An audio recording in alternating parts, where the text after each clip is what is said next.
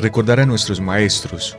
un programa para reflexionar problemas de nuestro tiempo a la luz de los grandes pensadores.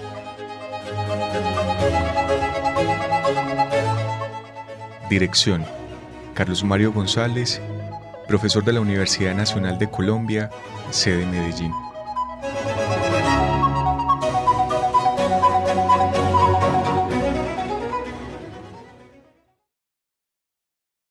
Un afectuoso saludo, apreciados oyentes del programa del que estamos dando inicio hoy, Recordar a nuestros maestros, el cual se transmite por la emisora de la Universidad Nacional de Colombia, sede Medellín, Radio UNAL Medellín, y se prepara y elabora por la Fundación Biblioteca Franz Kafka, BFK por sus siglas, que luego lo divulga a través de sus propias redes sociales. A Jorgito Benjumea, el agradecimiento habitual por su labor en la edición del programa. Permítanme, apreciados oyentes, antes de dar inicio a lo que tengo planeado ofrecer hoy, establecer una precisión con respecto a la continuación de esta serie de emisiones en torno a la concepción del amor en Marcel Proust. Quienes han seguido el programa lo saben. Caso contrario de no haberlo seguido, lo quiero aclarar. Inicialmente yo concebí hacer un homenaje a Marcel Proust, una especie de reflexión que sirviera al mismo tiempo de exaltación a esa obra inmemorial que se llama En busca del tiempo perdido. De contera, yo también me proponía tratar de concitar en los oyentes la aproximación a esa obra, siempre con la advertencia de que es una obra que pudiéramos decir está hecha a contravía de nuestra época. Esta época donde todo se quiere rápido, fácil, sin implicar exigencia alguna para la inteligencia y la sensibilidad del lector, no encuentra precisamente En busca del tiempo perdido una obra para tales efectos. En busca del tiempo perdido es una obra supremamente exigente, pero tan exigente cuanto fecunda en los frutos que nos ofrece. En ello, pues, hemos de volverlo a decir, cabe lo de Nietzsche, que le invoca al lector que anhele tener escritores exigentes, escritores que le obliguen a ponerse a la altura de la inteligencia. Por ende, eran dos razones las que desde el comienzo me animaron a hacer esta serie que he venido adelantando en gracia pues a En busca del tiempo perdido. La primera, evocar a Proust, evocar esta gran novela, y la segunda, tratar de incitar a quienes de ustedes se animaran a acometer con paciencia, como proyecto de largo alcance, lento, rumiado, una lectura de esta extraordinaria novela. Por ello, yo diseñé inicialmente 45 programas, 15 que los dediqué a dar cuenta de algunos rasgos fundamentales de la biografía de Marcel Proust. Los 15 siguientes tratando de establecer algunas características de la obra, de la novela, y pensé que iba a destinar 15 programas a abordar uno de los temas, porque hay otros temas en esta obra de Proust, pero que iba a destinar 15 programas a uno de esos temas, cuál es el del amor. Hoy me encuentro a la altura del programa número 11 y vistas las cosas en perspectiva, me veo en la necesidad de decir que voy a extender las emisiones a un número ya indeterminado, simple y llanamente porque cuando me estoy aproximando a la número 15 que era la que yo había pensado que serviría de cierre a la reflexión, pues modesta, pero de mi parte ofreciendo lo mejor que puedo interpretar sobre ello. De la problemática amorosa en Marcel Proust me doy cuenta que estoy muy lejos de llegar al término de las cosas que él nos propone y de las cosas que uno puede colegir o interpretar de una lectura de esta obra. En consecuencia, tenía dos opciones: o me mantenía en el término de 15 emisiones y dejaba donde a esa altura llegara, por ende inconclusa, la reflexión sobre la problemática amorosa, o sin preocuparme de más, simplemente seguía ofreciendo estas ideas sobre el asunto mencionado hasta cuando se llegue al término efectivo de lo que tenga que decir yo sobre este asunto prustiano. Me decidí por lo segundo y por consecuencia lo que quería informarles y para lo cual les pedí licencia en esta introducción es que voy a seguir desarrollando el programa más allá de la emisión 15 hasta cuando considere que he agotado lo que yo tengo por decir sobre este asunto. Espero que compartan mi decisión y que si es tal, pues todos nos beneficiemos de continuar esta meditación sobre un asunto tan crucial para la vida de todos los seres humanos como la experiencia amorosa y de aprovechar la inmensa riqueza que por fortuna gozamos nosotros de ella, que nos ha deparado un pensador como Marcel Proust.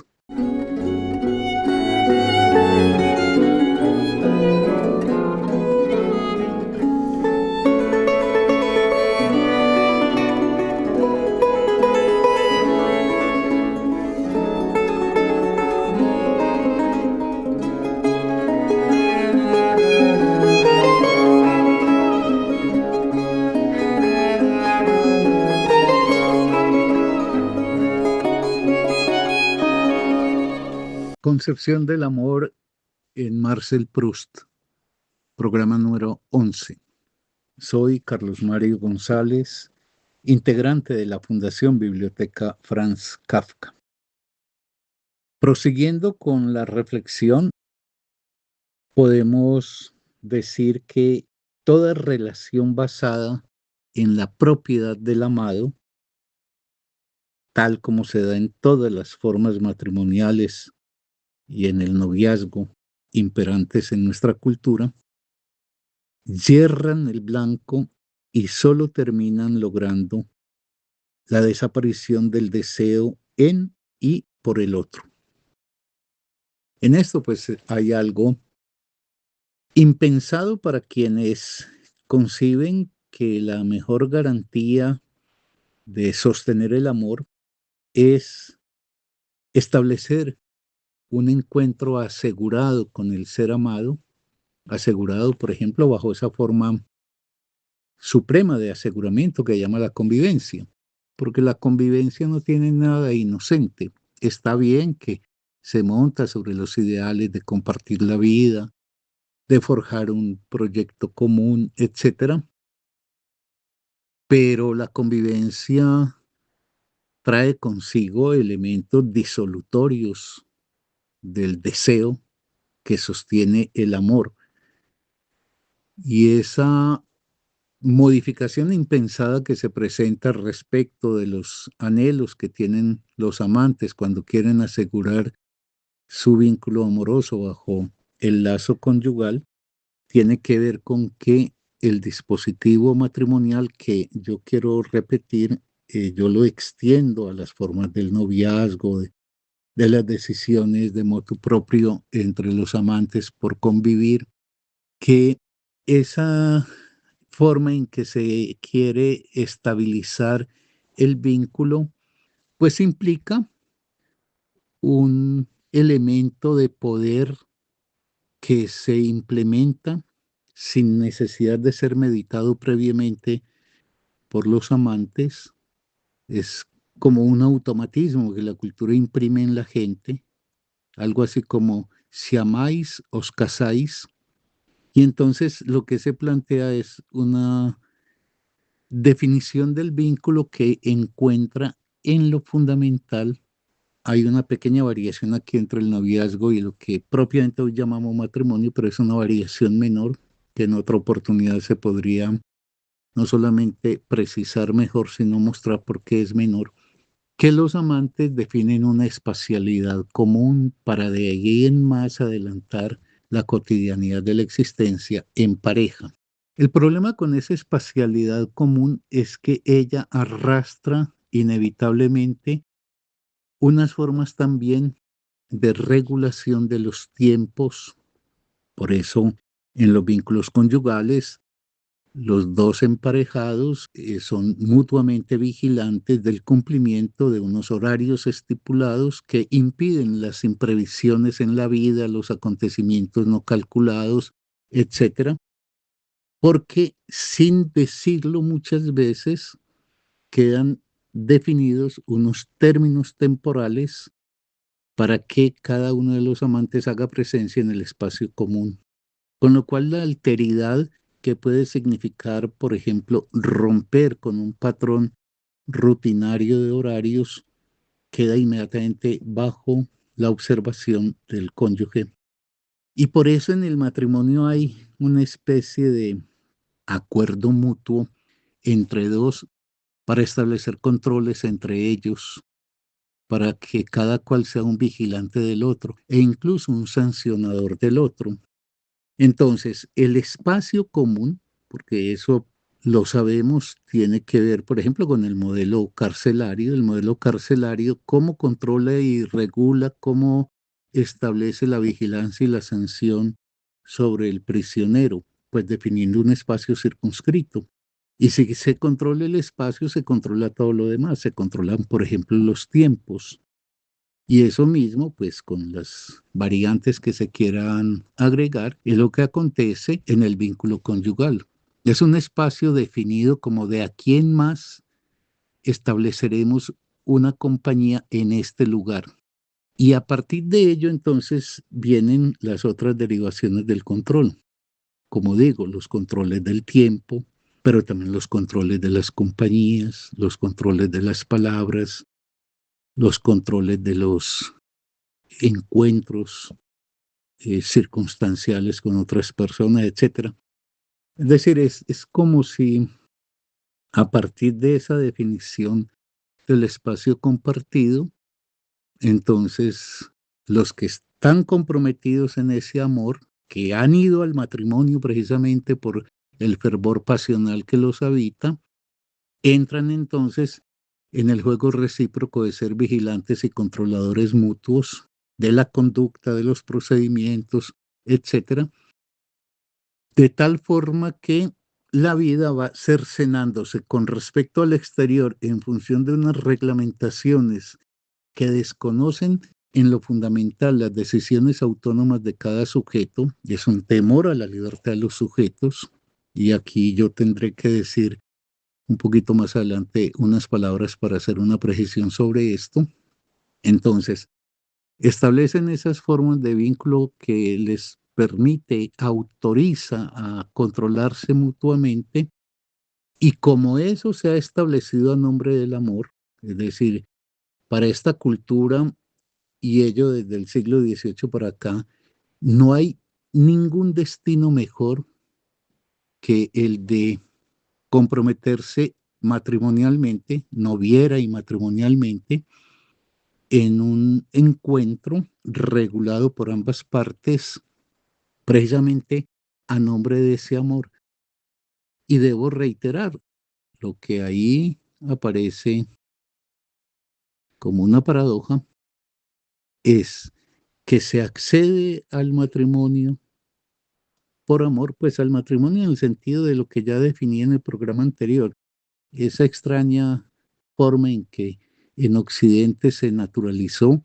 que dos seres, a nombre del sentimiento que les embarga, delegan mutuamente sus respectivas soberanías, de tal manera que cada uno queda en potestad de no solamente reclamar, sino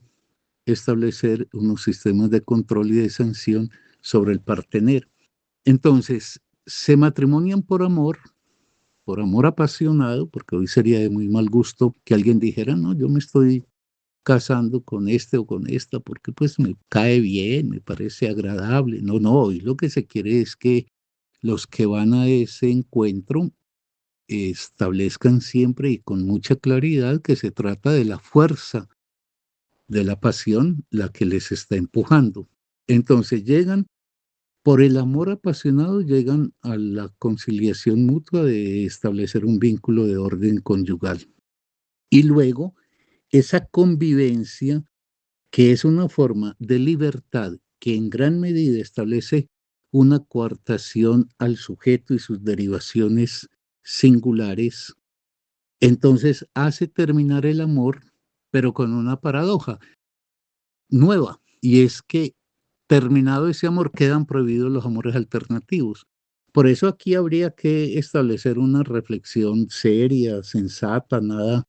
demagógica en torno, por ejemplo, al problema de la infidelidad. Porque yo no sé si logro ser claro en lo que a mí me inquieta y es, voy a tratar de graficarlo. Se aman apasionadamente, luego se casan. Al casarse, la rutinización del encuentro, la normalización de la presencia y de la palabra del otro, del cuerpo del otro, de los gestos del otro, va minando el deseo. Y al final queda o la apatía o incluso muchas veces la rivalidad feroz entre los que antes se amaban poderosamente. Por ende, cuando mediante ese mecanismo, que es una especie de trituradora de la pasión amorosa, se disuelve ese amor para restar o un acuerdo amistoso, cariñoso, es decir, una deriva del amor pasional al amor compañía, o literalmente el desapego del uno por el otro cuando no la franca entrada a la hostilidad. Mientras ese vínculo se mantenga, ese vínculo que había nacido del deseo, del amor como deseo en cada uno de los sujetos, ya de ahí en más prohíbe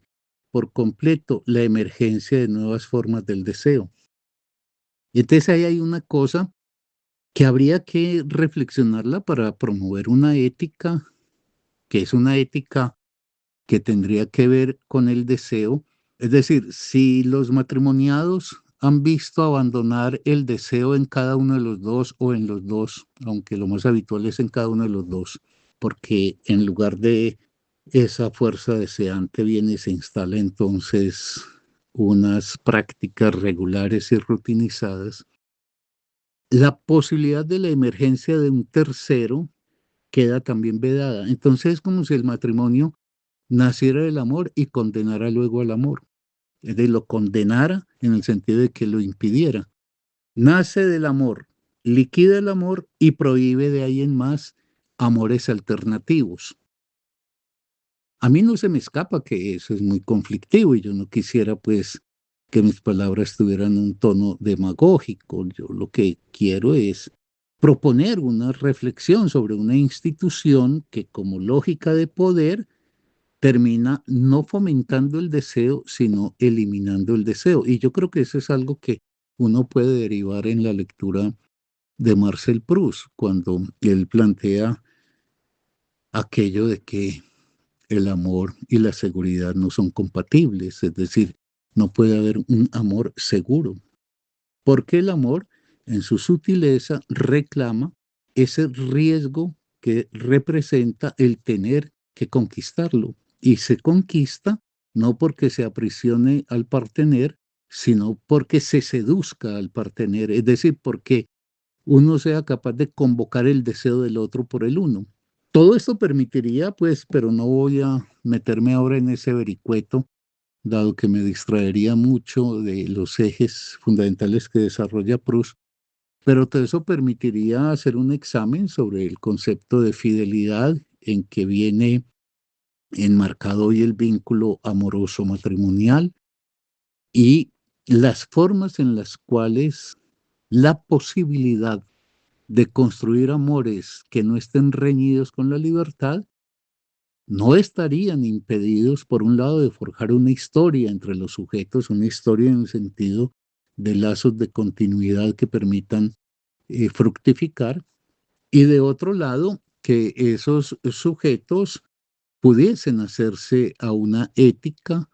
con respecto a ese amor que profesan por su compañero o compañera. Es decir, que si tuviésemos el atrevimiento de reflexionar las relaciones deseo-poder que se expresan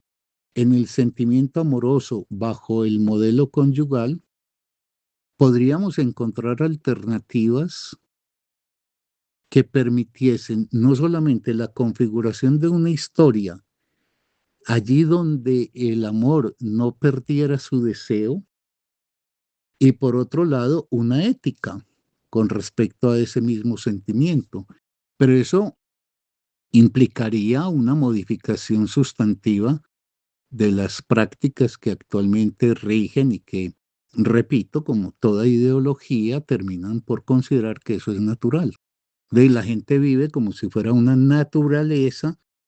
que cuando a uno lo embarga una pasión amorosa, pues y el partener otro tanto, pues el destino superior y el mejor por concebir sería el del matrimonio. Pero ¿y si las cosas no fuesen así? Ahora, si una sociedad quiere vivir por fuera del deseo, como creo que es lo que está pasando con la civilización capitalista contemporánea, que es una civilización antideseo en todos los frentes, antideseo en el amor por otro, antideseo en la relación con el conocimiento, etcétera. Si una sociedad quiere vivir así, pues obviamente ha encontrado las formas de liquidar el amor, de conseguir que cada uno de los comprometidos en la pareja sirva de controlador y vigilante de su compañero o compañera y al mismo tiempo de aprender a vivir por fuera del deseo, porque ya no se desea al partener, pero entonces tampoco está permitido un deseo por un tercero. Y yo en esto, repito, no quiero hacer ningún tipo de presentación demagógica. A mí no se me escapa, incluso la preocupación mía al plantear estas cosas y al hacer derivaciones interpretativas que no están dichas tal cual en Proust, pero que uno, por vía precisamente de esa labor de interpretación, las puede ir construyendo. La preocupación mía es plantearme, como lo hago pues en otros frentes, la defensa de una forma que, en mi opinión, es la más valiosa que puede inspirar la vida de un ser humano, que es el deseo. El deseo en el sentido fuerte, pues, del psicoanálisis que tantas veces he señalado yo, que el deseo no es un simple querer, que el deseo es la fuerza gravitacional de un ser,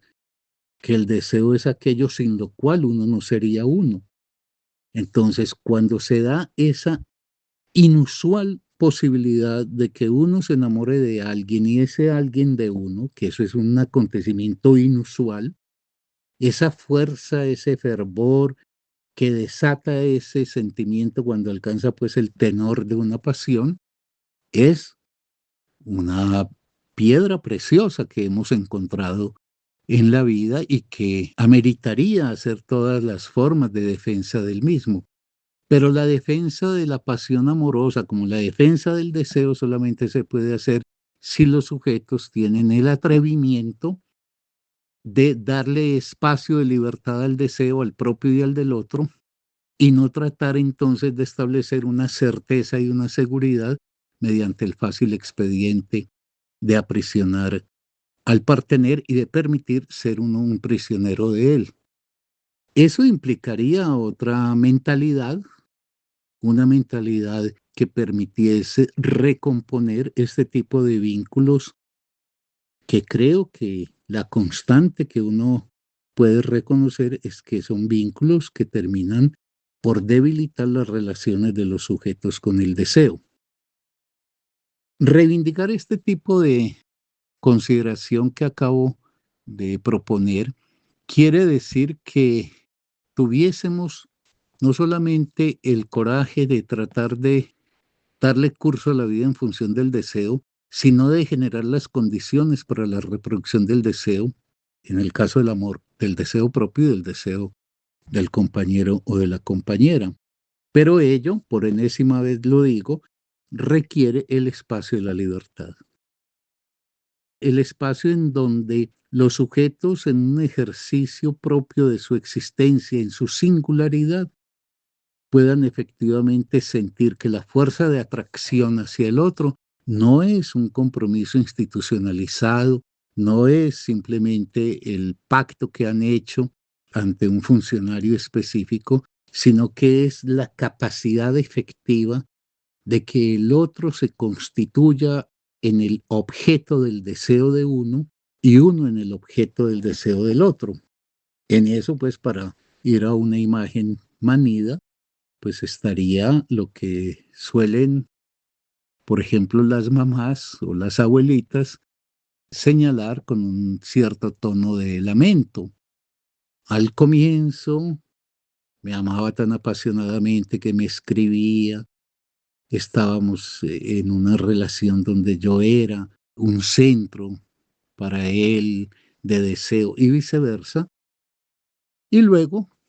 se olvidó, se enfrió, se volvió apático,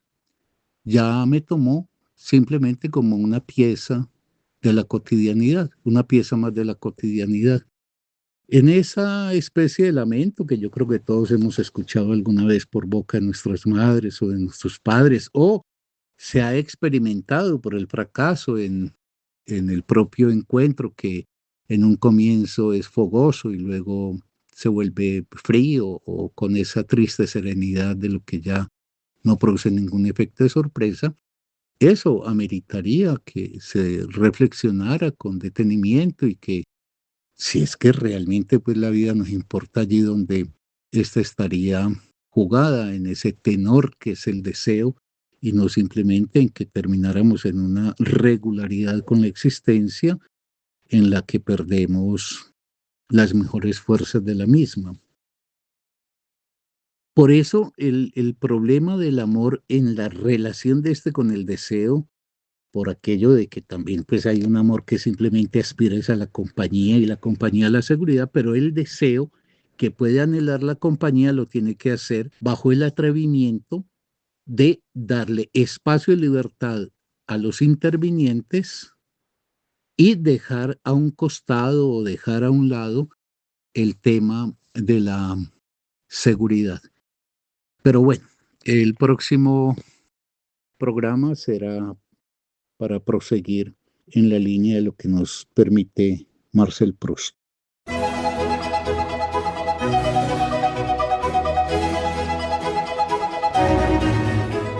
Recordar a nuestros maestros,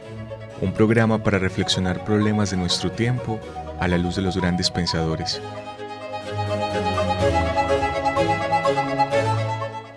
Dirección: Carlos Mario González, profesor de la Universidad Nacional de Colombia, sede Medellín.